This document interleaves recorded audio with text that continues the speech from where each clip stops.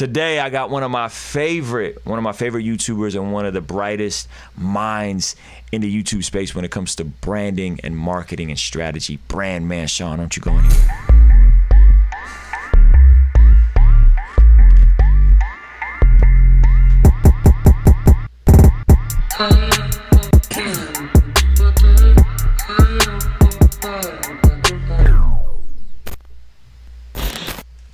Ladies and gentlemen, how are you doing? My name is Ruslan with KingsDreamENT.com. This channel exists to encourage, empower, inspire you to live out God's dream. I'm here in Atlanta pumping out a bunch of interviews, and I got a chance to connect with one of my favorite YouTubers, someone that I actually get a lot of value from, and I'm a regular watcher of his show. One of the leading brand and marketing strategists in this music thing. Brandman Sean, how you doing, bro? What's up, man? I appreciate you having me, dog. This is cool. Bro, I appreciate you having me on your channel about a year ago. Oh, yeah, man. Yeah. People still hit me up from that video. Really? And stumbled across my channel, man. That's dope, man. I was like, yo, Brandman Sean reached out to me. This is crazy. That was really dope. I think I stumbled across your stuff probably through like a suggested view of like Curtis King videos or something like that. Dope. I'm glad to have you on here. We got to send a shout out to our studio audience. We got my man Mowgli the Iceberg, DJ Mike LV, and Paul Russell at my man Ahmad AJ Studio. But let's get into it, man. Brandman Network. Yes, sir. Live in full effect. Yes, sir. Scaling how you add value and consulting to artists. Right. Talk about that. Man, so just from a overview point, Brandman Network is a space where artists are able to increase their branding, right? We're helping them develop their brand, and we're helping them build custom marketing strategies for themselves to actually scale their own fan base, right? Those are the two areas to focus. That's my expertise, and there's so many nuances to that. I want to help artists build their custom systems because it's not just one answer. We all know it's a fact there's not one way of blowing up, and I already remind people that it takes more than that. So my mission really is to close the information and opportunity divide that artists face. It seems like your YouTube videos, which I find extremely valuable, are kind of like 30,000 feet in the air, macro concepts, right? What a brand is, when a brand is congruent or incongruent, right? All these different things. And you're saying, hey, it's not in my best interest or in the people's best interest to just do macro content and also to do consulting, because you can make great money doing consulting. 100%. And you're saying, hey, I'm going to scale this, and we're going to create a membership so that I could actually customize the advice and keep it as an ongoing mentorship type relationship. I'm kind of following correctly. Yes, that's perfect, man. I like to think of it as, especially for artists who are starting off, right? We want to be the sixth man of your team, right? And I know some people don't even have 1 through 5, but we want to be that ongoing relationship because there's a few problems that I faced trying to help artists. I didn't know that I would be able to tap into so many artists through YouTube. I didn't plan to do it and help them that way. I was cool just doing the work I was doing with the people I was doing, but the problems that I started to face when I started to open up for consultations for just any random artist is there's only so much value that you can add within an hour's consultation. That's a fact. Even if you do it with a project, but I would have an instance where you might pay me $100 for a consultation, and then 2 days later, literally one artist, he got hit up by Sprite, and then his circumstances are different. He needs help with that as well. So your life is always changing, and it's especially unstable as an indie artist. So I want to make sure that I'm not putting you in a position where you save all this money and you get strategy around a situation that won't even be relevant next month. Right? So how can we help you through each thing? And when you have just a producer, he's dealing with a record deal that he's about to have a meeting for.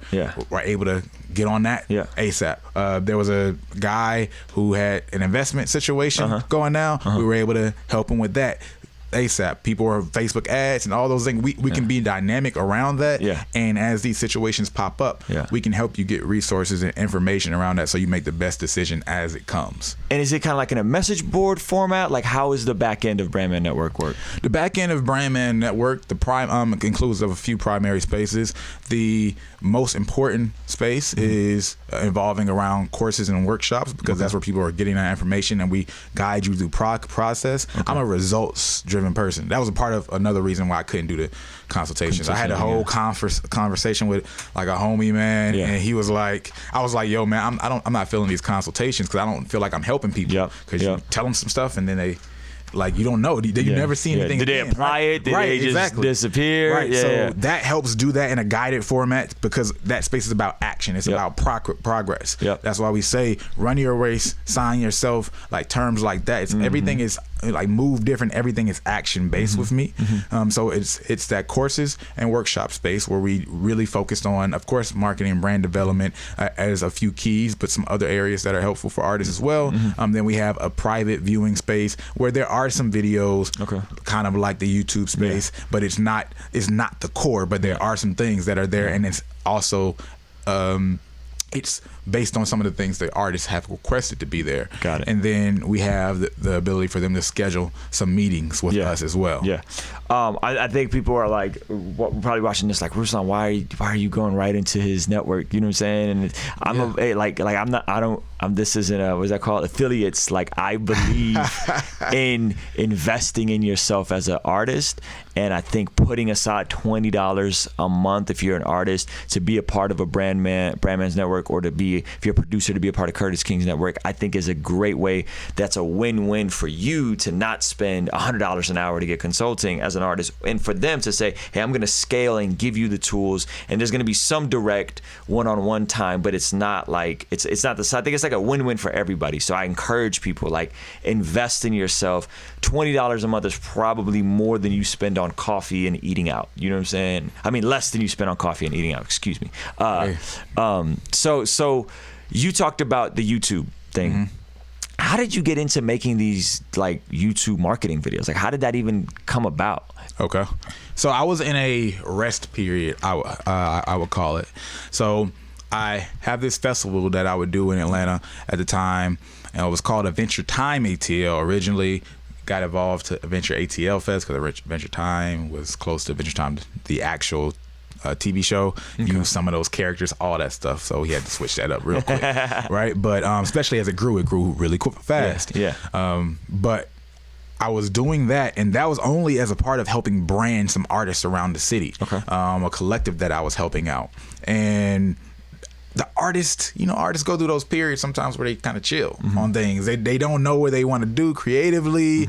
They don't, or some of them are being lazy, whatever, right? And I was like, you know what? I haven't done anything like just around myself in a long time, like that I just want to do. Right? You play more behind the scenes. Yeah, I'm like, always. And then you're like, I need to step out and do something for me.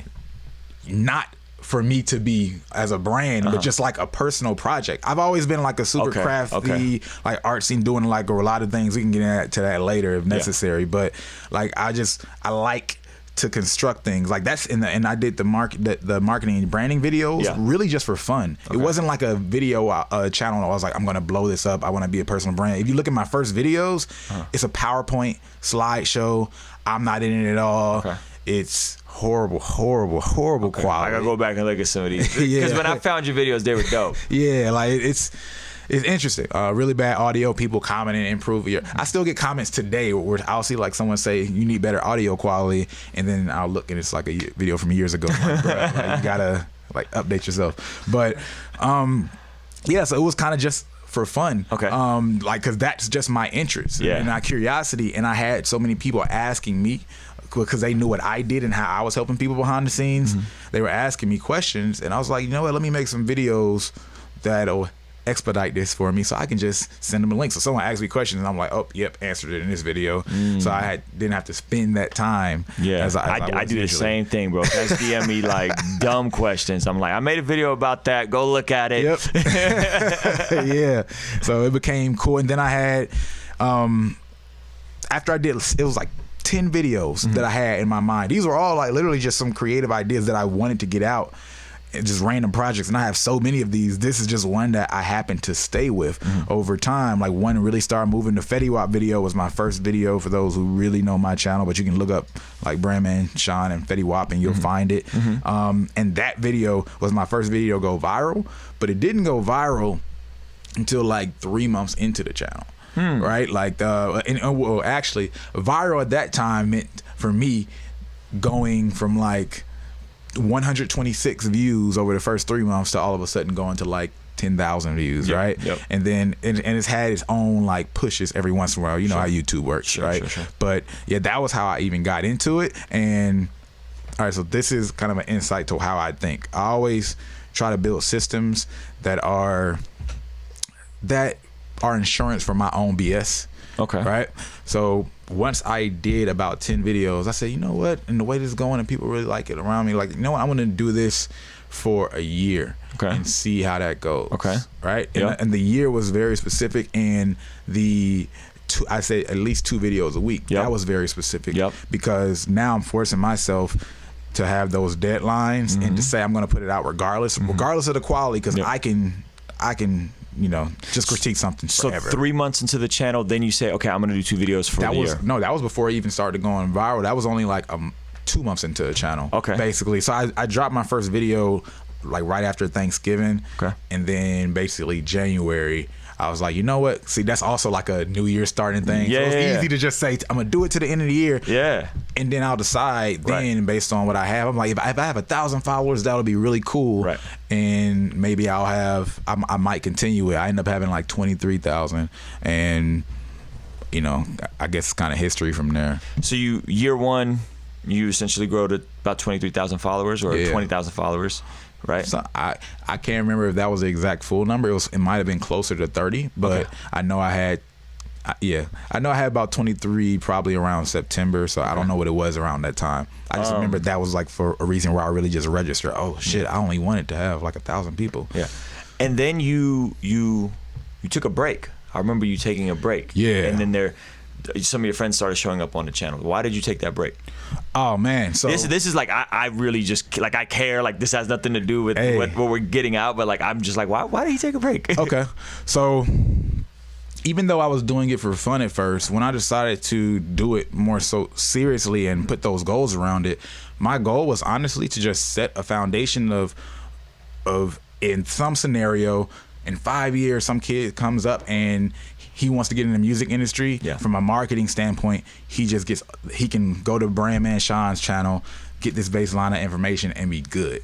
So partially, I felt like I hit that point. Like, I'm not somebody who personally likes to be visible just for the sake of it. Like I never. That's just not my. I'm over behind the scenes. I have to have purpose if I'm out there and moving.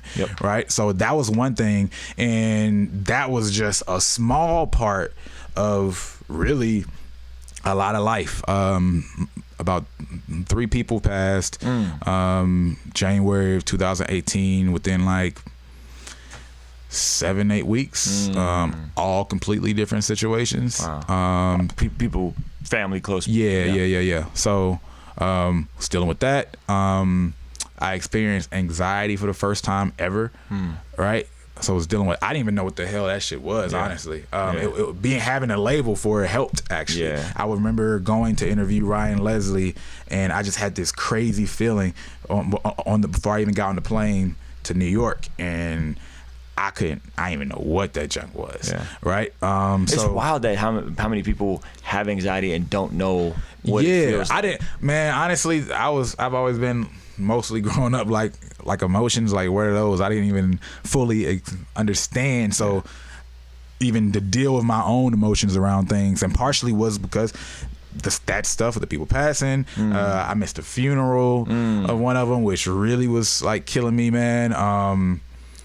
And at the same time, I had this festival, Adventure ATL Fest, grew it to over 1,000 people, and it was 3 months away. And we already had launched everything, and I was the key role. The guy. So I had zero time to process any of this. I had to like keep going because I had so many people relying on me. Got it. So it took about 3 months of really just I kind of, all this stuff is happening, all this stuff is happening, even some smaller other things that I'm not going to even mention, and then finally the festival happened, and I was just, and after the post event promo, I was like, all right, it's time to take that break. I had stopped creating YouTube videos, new YouTube videos before that, but I had made a few, like I did a batch one time, so people couldn't tell. And eventually, though, I was like, you know what? I don't know, man. I don't know. I was honestly, I didn't know if I wanted to even do the music industry anymore. That's how like much of a like turning point in life I was, just because so much was going on, honestly. So I was, yeah, it was a lot going on. I was like, and I have this side tech background side of me too. So I was like, maybe I should just go do some tech stuff.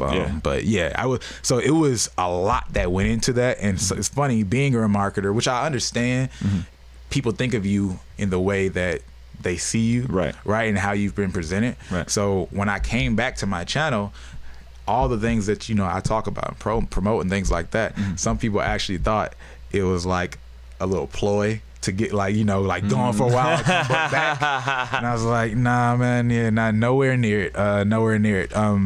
It's interesting, and when you tell that story, how when you set to build a YouTube channel, a business, a career, that it's not linear. That people think like, oh, I'm gonna start YouTube and I'm gonna go to 1 million subscribers and everything's gonna be great. And it's like, nah, you can hit 30K first year, then something derails you and you start having a process and you're like, wait, let me hit pause. I got other stuff I'm doing. So those of you guys that are like trying to build stuff, like everything is not gonna be linear. My life hasn't been linear. Clearly your journey isn't linear.